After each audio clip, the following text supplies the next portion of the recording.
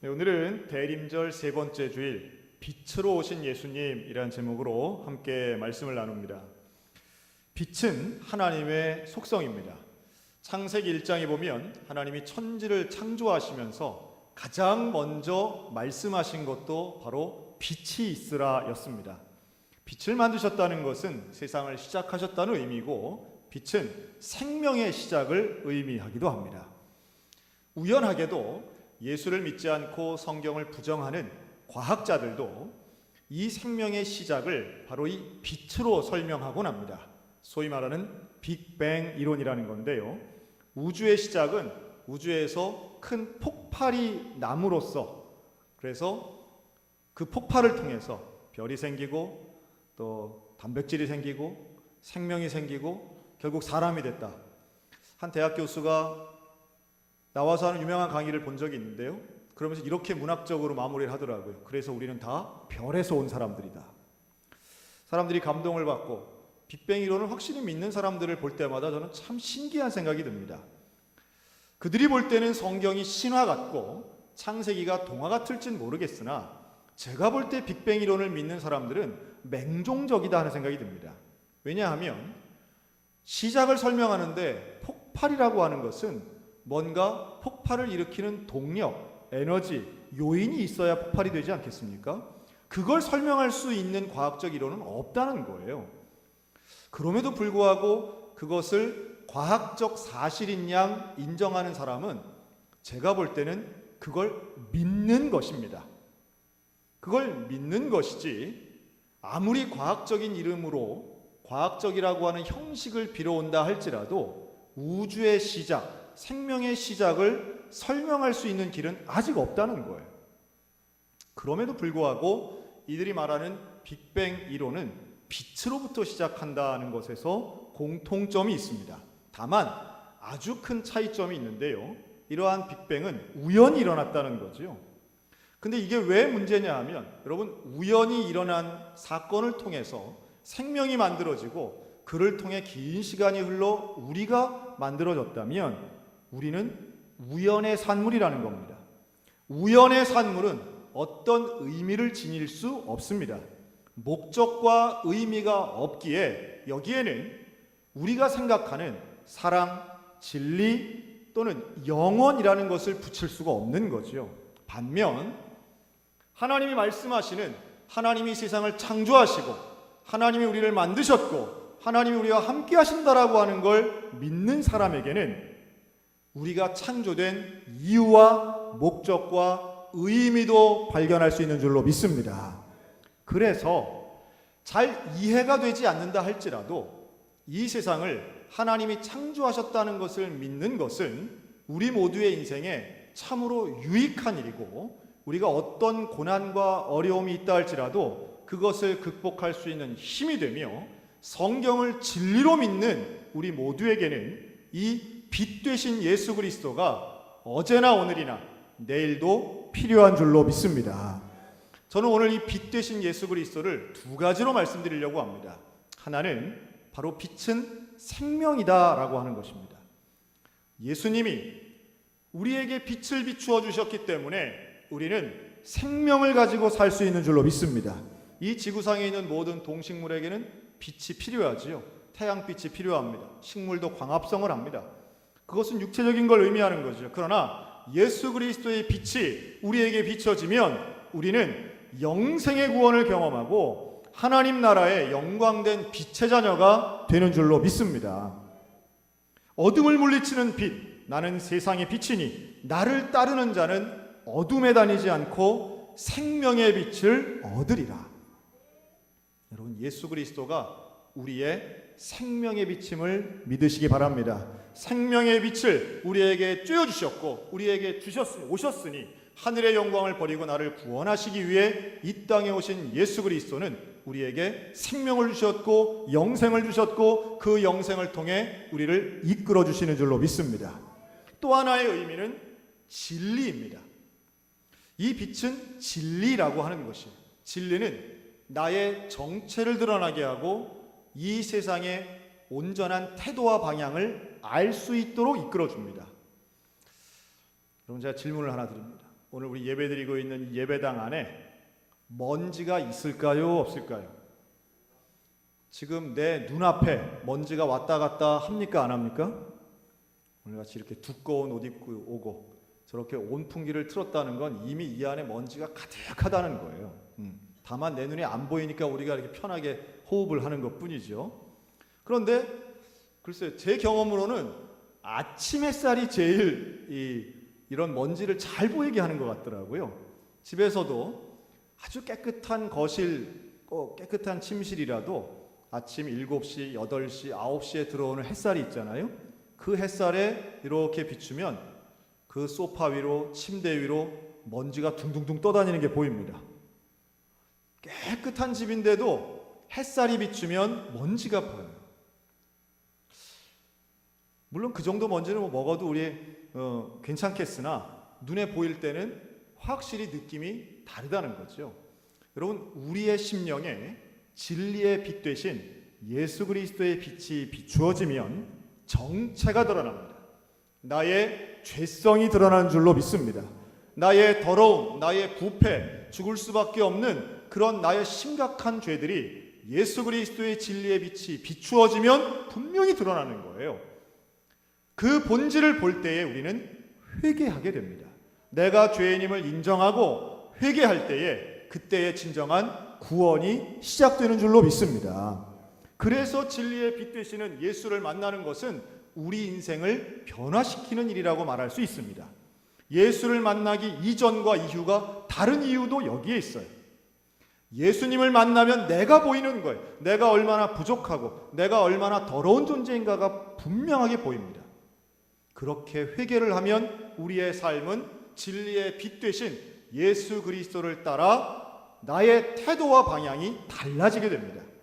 이게 구원받은 사람의 제자의 삶이 되는 것이지요. 올바른 방향을 결정합니다. 예수를 따라갑니다. 그전에는 세상을 따라갔다면, 어둠과 죄를 따라갔다면 이제는 빛 되신 예수 그리스도, 진리와 생명을 따라가게 되는 것이에요. 그래서 믿지 않는 사람과 다른 결정을 하고 믿지 않는 사람들과 다른 가치관을 가지고 살게 됩니다. 예수 믿는 우리가 빛 되신 예수, 생명과 진리 되신 그 예수 그리스도를 따라갈 때 우리에겐 진정한 영광된 삶이 주어지는 것 믿으시기 바랍니다. 지난주 금요일 저는 전화를 한 통 받았습니다. 제 사무실에 있다가 받은 전화는 아버지께서 쓰러지셨다는 전화였습니다. 저희 아버지는 1939년생, 만 80, 우리 나이로 81살이십니다. 평소에도 건강에 관심이 많으시고 또 자기 관리를 잘 하시는 분이었습니다. 고기도 드시지 않고, 원래 참 육식을 좋아하신 분이지만 일정 나이가 지나면서 고기도 드시지 않고 양파즙, 마늘 이런 것을 손수 사다가 손질해서 드시는 분이었어요. 또 아침마당 무슨 케이블 방송에 브로콜리가 좋다 그러면 가서 브로콜리 사 드시고, 직접 손질해서 요리해서 드시는, 그래서 흑마늘이 좋다 그러면 마늘을 막 해가지고 저에게 보내주시는 그런 어르신이었어요. 그리고 일주일에 2번씩 온양에 있는 큰 온천장을 이틀씩 꼬박꼬박 가셨습니다. 그 사우나를 하시면 혈액순환이 잘 되는 것 같이 이렇게 느껴지시고, 또 오고 가는 길에 또 친구들도 만나시고 하는 그런 소소한 즐거움 때문에 일주일에 이틀은 꼭 온천을 가셔서 사우나를 하셨습니다. 거기에는 가격이 저렴하고 그런 어르신들 모이는 또 사우나가 따로 있더라고요. 그날도 사람이 많은 그 온천장에서 온천을 하시다가 온천수 물에 들어가 계신 상태에서 의식을 잃게 됩니다. 그리고 그 물에 스르륵 잠기신 거죠. 주변에 계셨던 많은 사람들이 있었기 때문에 가끔 그렇게 물에 또 들어가기도 하는 거니까요. 그래서 얼른 꺼내서 인공호흡을 했지만 심정지가 오게 되고요. 119 대원을 불러서 병원으로 가게 됩니다. 병원에 가서도 들어올 때 이미 심정지 상태로 들어오신 저희 아버지를 의료진들이 약물을 투여하고 응급의료, 즉 인공호흡을 통해서 호흡을 살립니다. 그렇게 살린 호흡이 다시 심정지가 되고 다시 살리는 이 CPR이라고 하는 응급 심장 처치를 하는 거죠. 제가 병원에 도착했을 때는 이미 심정지가 3번 정도 반복해서 온 이후의 상황이었습니다. 의료진들이 여럿이 아버지 위에 올라가서 인공호흡을 하고 있었습니다. 저는 10년 전 저희 장인어른의 장례가 생각이 났습니다. 10년 전 저희 장인어른은 아주 건강하시게 아파트 주민회의에 가셨다가 그 주민회의 중에 옆 사람이 볼 때는 정말 주무시는 줄 알았는데 스르륵 쓰러지셔서 바로 돌아가셨습니다. 그때 저희 가족들은 상당히 큰 충격과 슬픔이 있었지만 10년 동안 지내오며 죽음에 대해 또 장로님이셨던 저희 장인어른의 그런 소천에 대해서 함께 이야기하고 기도하면서 저희 아버지가 항상 하셨던 말씀이 있습니다. 나도 우리 사돈 장로님처럼 하나님 나라 가고 싶다. 내가 건강 챙기는 거는 우리 2명의 아들에게 부담 주기 싫어서 내 건강을 지키고 챙기는 것이고, 그리고 하나님 나라 갈 때는 우리 사돈 장인어른처럼 가고 싶다. 입버릇처럼 말씀하셨어요. 아마도 제 설교를 많이 들어보신 분들은 제가 설교 중에 연명의료에 대해서 말씀하신 것을 기억하시는 분들이 계실 겁니다. 물론 저는 의료인도 아니고 여기에 대한 전문 지식도 별로 없습니다. 하지만 우리 교회야말로 정말 죽음에 대해서 말할 수 있는 우리 대한민국 사회에 몇 개 안 되는 그런 공동체라고 저는 믿습니다. 왜냐하면 부모의 죽음에 대해, 살아계신 부모의 죽음에 대해 말하는 것을 왠지 불효하는 것 같고 그러면 안 되는 것 같고 불경스럽다든가 재수없다라든가 그런 말을 하는 걸 터부시하는 우리의 문화권에서는 사실 죽음의 문제는 유교의 문화권이 아닌 우리 기독교적 문화권에서는 죽음은 항상 생각해야 되는 것입니다. 죽음은 우리 기독교인들에게는 죽음은 멸망도 아니고 끝도 아닌 영생에 시작하는 과정이고, 예수 그리스도를 믿는 우리에게는 죽음에 대해 말할 수 있는 그런 자연스러움과 이해와 믿음이 분명히 있어야 된다고 저는 확신합니다. 그래서 몇 년 전부터 저는 저희 부모님과 함께 이런 죽음에 대해서 두 분 다 건강하시기 때문에 참 자연스럽게 언제나 말씀드렸습니다. 여기 중심에는 연명의료 중단이 있었습니다. 연명의료에는 4가지가 있는데요. 거기에는 이 위급한 상황이 왔을 때에 심장을 심폐소생술을 하지 않는 것, 인공호흡기를 달지 않는 것, 혈액투석과 항암제 투여가 여기에 들어갑니다. 대개의 이 4가지 조건을 이야기하죠. 저는 항상 그랬습니다. 그런 상황이 왔을 때 우리는 이거 안 할 겁니다. 여러분, 건강할 때 이런 얘기하면 다들 고개를 끄덕입니다. 하지만 정말로 죽음의 상황에 맞닥뜨렸을 때는 평소에 말하지 않고 평소에 이해를 갖고 있지 않으면 선택하기가 참 어렵습니다.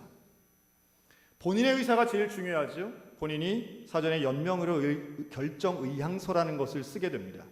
이제 2월달, 내년 2월에 제가 해피엔딩 프로젝트라고 해서 우리 몇 주 동안 그걸 진행할 텐데요. 그때 제가 이것도 프린트해서 나눠드릴 예정입니다.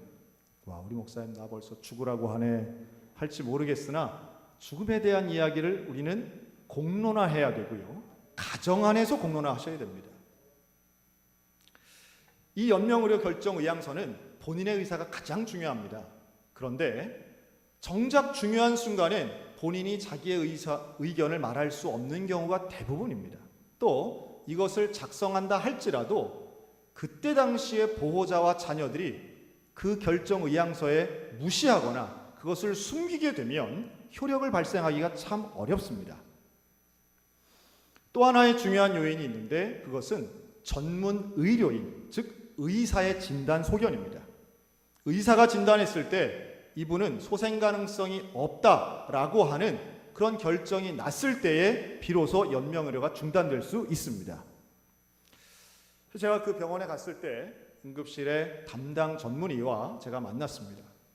그분이 그러는 거예요. 이미 들어올 때 심정지 상태였고 지금 호흡은 뛰고 있지만 뇌사와 같다. 이미 뇌에도 물이 찼고 폐에 찬 물은 뺐지만 뇌에도 물이 찼기 때문에 이분은 소생할 가능성은 없습니다. 제가 그랬습니다. 그러면 지금부터 모든 의료 행위를 중지시켜 주십시오. 그리고 저희 가족들에게 시간을 주십시오. 응급실 한쪽 방에 아버지를 모시고 저희 가족들이 모였습니다. 참 다행스럽게도 혈압이 떨어지고 호흡이 희미했지만 그때부터 아버지는 11시간을 버텨주셨습니다. 밤을 새워서 저희 가족들은 아버지 곁에 있으면서 의식은 없으셨지만 귀에 대고 지금까지 얼마나 수고하셨는지, 또 우리가 얼마나 감사했는지, 우리가 얼마나 사랑하는지를 고백했습니다. 군대에 있는 저희 큰아들은 전화를 연결해서 수화기 너머로 할아버지에게 사랑을 고백하는 시간 가졌습니다. 참 감사했어요. 우리의 고 10시간을 주신 것도 참 고마웠고, 그리고 아버지의 손을 붙잡고 머리에 안수하고 기도했습니다. 그리고 마지막 호흡을 끝내시면서 아들의 품에서 아버지는 임종하셨습니다. 그리고 장례를 치르게 되죠. 어머니도 마찬가지고 제 동생도 제 의견을 다 따라주어서 장례 절차가 아주 순조롭게 진행이 됐습니다. 10년 전 칠순잔치를 하며 아버지께서는 가족 사진을 찍을 때 영정사진을 준비하셨습니다. 그런데 그 영정사진에 이 액자 밑에 어디서 그걸 인쇄해 오셨는지 모르겠는데 문방구 가서 인쇄를 해 오셨는데 예수 잘 믿고 주의 종 잘 섬겨라 이렇게 해서 그 사진 밑에 붙여 놓으신 거예요. 그러니까 제가 명절 때마다 가면 이거 좀 띄세요 하면 그냥 니들 이거 잘 지켜야 된다 그러시더라고요. 그것이 영정사진이 됐습니다. 그걸 그대로 사진을 올려놓고 그리고 장례를 치렀습니다. 이번 장례는 제가 평소에 생각했던 대로 진행이 됐습니다. 단 하나만 빼고 다 진행했습니다. 장례의 3종 세트라는 게 있습니다. 관, 수의, 꽃장식. 저는 이것들이 아주 지독한 비용의 문제도 있지만 가족의 불화의 문제가 되는 경우들을 많이 봅니다. 여기에는 미리 준비하는 것도 물론 지혜롭겠지만 이것이 얼마나 후순위적인 것인가를 깨닫는 게 중요하다고 저는 봅니다. 여러분, 수의를 왜 입히나요? 수의를 꼭 입혀야만 되나요? 제가 다른 것은 다 이번에 제가 계획했던 대로 했는데 수의만큼은 어머니가 원하셔서 제가 평소에 그냥 입으시던 옷 입는 게 좋겠습니다 했다가 어머니가 원하셔서 수의를 했습니다. 가장 싼 걸로 했습니다. 가보면 별게 다 있습니다. 수천만 원짜리 수의는 입으면 부활할 것 같이 생긴 것도 있습니다. 그러나 최소한 우리 기독교인들이라면 관이나 수의 혹은 유골함 등의 큰 비용을 들이려는 욕심내어 장례식을 통해 효도하려고 하는 잘못된 생각은 버려야 될 거라고 생각합니다. 효도는 살아계실 때 하는 것이지요. 장례식을 남이 보도록 화려하게 한다고 그것이 효도가 되는 것 아닌 거 우리 잘 알고 있습니다. 알면서도 실행하지 못하는 것, 평소에 논의하지 못하기 때문인 것 아닌가 하는 생각이 듭니다. 아버지께서는 안수 집사님이었습니다. 그런데 70이 되면서 교회에서 은퇴를 하시고 이사를 하셨습니다. 평생 사셨던 서울을 떠나서 먼저 평택에서 약 8년 정도 사시고요. 용인에서 마지막 2년을 사셨습니다.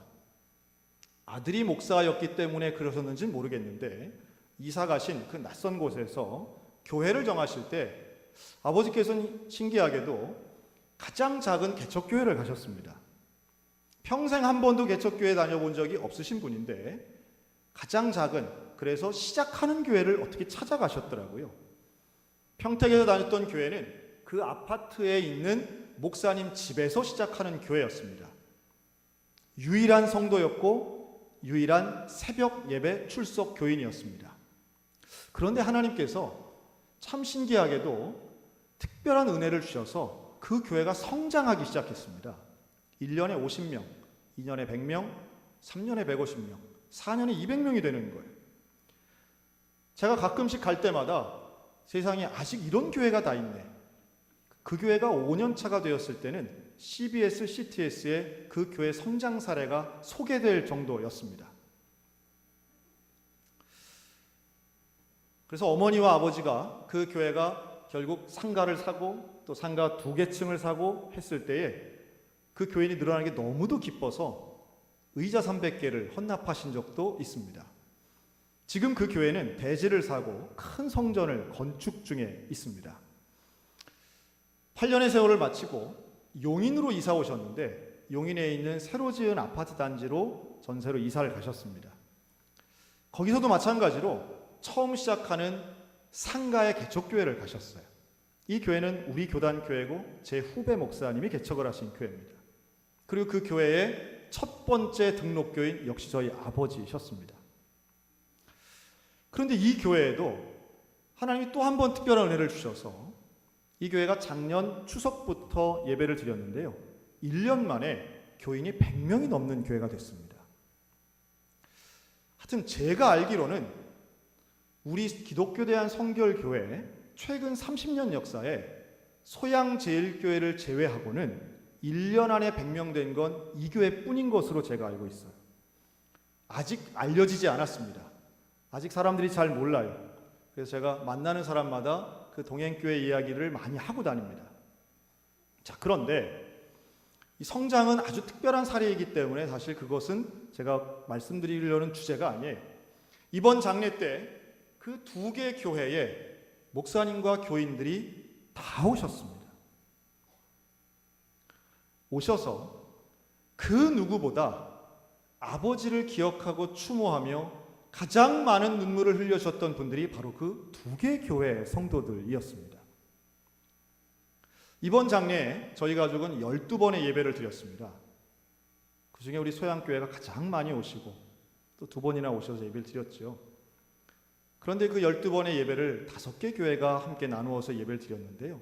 예배 드리는 시간마다 얼마나 큰 위로가 되었는지 모릅니다. 주의 종 잘 섬기라고 하신 그 아버지의 말씀 그대로 운구를 하는데 목사님들이 운구하셨습니다. 처음엔 제 친구 목사님들이 했고요. 마지막 화장터에서는 제 선배 목사님을 포함한 몇몇의 목사님, 그리고 그 마지막 신앙생활 하셨던 그 동행교회 교우들은 화장터는 물론이고 안치하는 봉안실까지 전 교인이 함께 오셨어요. 저도 많은 장례를 치르고 많은 장례를 인도했지만 이렇게 고인에 대해 80이 넘어 돌아가신 고인에 대해 만난 지 1년밖에 안 된 분들이 이렇게 안타까워하실 수 있나 참 감사하면서도 신기했습니다. 교회의 힘이고 공동체의 능력이라고 저는 믿습니다. 그리고 이분들이 하시는 말씀이 있어요.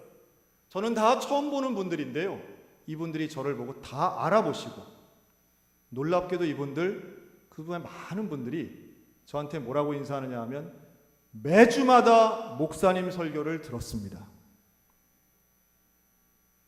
여러분 주일날 제가 이렇게 설교를 하면 우리 교회 미디어 팀에서 제 설교를 교회 홈페이지에 올립니다. 그러면 한 번 보면 조회수가 1이 올라가는데요. 저희 아버지가 늘 조회 1번을 기록하셨습니다. 주일날 오후에 마치면 우리 스마트폰으로 소양교회 홈페이지를 놓고 아들의 설교가 올라오기만 늘 기다리시는 거예요. 그리고 그게 올라오면 그걸 카톡으로 링크해서 많은 지인들에게 보내셨던 겁니다. 그래서 오셨던 분들이 저를 알아보고 세상에서 제일 좋은 교회, 본인들이 출석하는 교회 다음으로는 다 거기 오신 분들이 소양교회를 아시더라고요.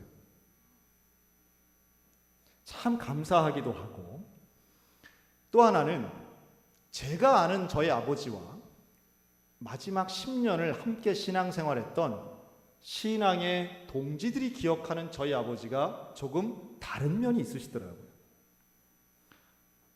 한 번도 교회의 대표라든가 아니면 전교인의 존경을 받으시는 그럴 만한 일이 사실 저희 아버지께는 별로 없었습니다. 그런데 마지막 10년에 출석하셨던 그 교회에서는 이분은 어르신이었고 믿음의 또 하나의 모델이셨고 또 말씀을 전해주고 또 사람들을 다독이고 기도해주고 격려해주는 분이 되어 있으시더라고요. 저와 제 동생이 참 감사했던 부분 중에 하나였습니다. 그런 생각을 합니다. 여러분, 우리 인생의 마지막이 사실은 어떤 누구 특정한 사람에게 인정받는다라기보다는 예수 그리스도의 진리되고 생명되는 그 빛을 비추는 하나님의 사람이 될 때에 교회는 우리를 통하여 기쁨을 얻을 것이고 하나님은 우리의 인생을 통해 영광 받으실 줄로 확신합니다. 이번 우리 소양교회 교인들이 조문해 주신 것에 대해 우리 가족들은 정말 감사를 드립니다. 참 많은 분들이 오셨고 먼 길이었는데 춘천과 서울이 먼 길이었지만 다들 저는 조의금에 이렇게 감동받을 줄은 참 저 몰랐습니다. 이런 분까지 다 하셨네. 여러분 너무 무리해서 하지는 않으셨으면 좋겠고 혹시라도 네, 안 했는데 오늘 해야지 이런 분 계시다면 안 하시기를 제가 간곡히 부탁드리겠습니다. 그리고 또 하나, 우리 교회 참 장례가 많고 장례에 대해서 제가 참 많은 말씀을 드렸지만 그리고 우리 경조부원들이 참 협력하지만 결국 교회는 성도를 끌어안고 낙심과 슬픔에 빠져 있는 사람을 위로하는 공동체구나. 예배가 위로가 되고 예수의 이름이 위로가 되고 나를 위해 찾아오는 그 얼굴 하나하나가 큰 위로가 되는데 우리 소양교회가 누군가에겐 생명을 살리는 빛을 비추는 위로해주는 교회가 되었으면 좋겠습니다. 마치 예수 그리스도께서 나를 살리시기 위해서 하늘의 영광을 버리고 이 땅에 오셔서 나에게 생명의 빛을 비추시고 나에게 진리의 빛을 비추어 주신 것처럼 이제 우리들도 세상을 향하여 예수 그리스도의 빛을 비추어야 될 줄로 믿습니다. 이같이 너희 빛이 사람 앞에 비치게 하여 그들로 너희 착한 행실을 보고 하늘에 계신 너희 아버지께 영광을 돌리게 하라. 여러분 우리에게 비춰주신 그 예수 그리스도를 세상 가운데 증거함으로 주님 앞으로 영혼을 인도해내는 이 시대의 빛된 인생들 되시기를 주님의 이름으로 축원합니다. 가장 어두운 시대일수록 아주 작은 촛불 하나가 더 눈에 띄는 것이 영적으로 어두운 시대라고 탓할 게 아니라 그렇기 때문에 우리 한 명의 빛이 더 소중할 때인 것을 깨달으셨으면 좋겠습니다. 우리 소양교회가 시대를 비추는 교회로 예수의 빛을 비추는 교회로 그리고 우리 한 사람 한 사람이 이웃을 비추는 생명과 진리의 빛 되어 이 대림의 절기 예수님 따라가는 제자의 삶을 살아가시기를 주님의 이름으로 축원합니다.